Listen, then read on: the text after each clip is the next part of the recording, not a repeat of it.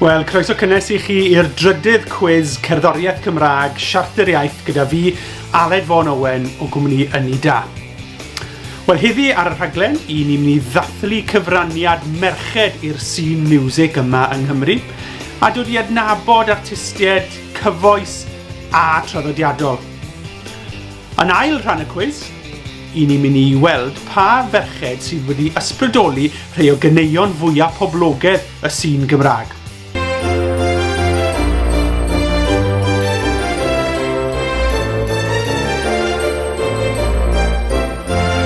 Ac yn y rhan ola, mae gyda fi fy siwmper nadolig ymlaen sy'n golygu yn bod ni'n mynd i ddathlu rhai o ganeuon mwyaf unigryw nadoligaidd y scene Gymraeg.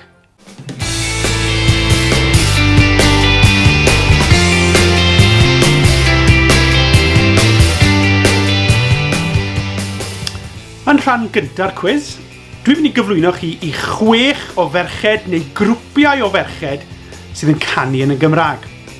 Yna, dwi'n mynd i chwarae 6 gwahanol gân, a fydd angen i chi i ddyfalu pwy sy'n canu pa gân. Nawr, yn y llyfrannau gwaith, dylai fod cwpl o gliwiau gyda chi i helpu chi ar y ffordd. Yn ystod y cwiz, fyddwch chi'n gweld y symbol yma. A bydd hwn yn golygu bod chi'n gallu gwasgu pause a cymryd amser i feddwl am yr ateb cyn cario ymlaen. Felly, dyma chi rhai o ferched fwyaf poblogaidd y scene Gymraeg.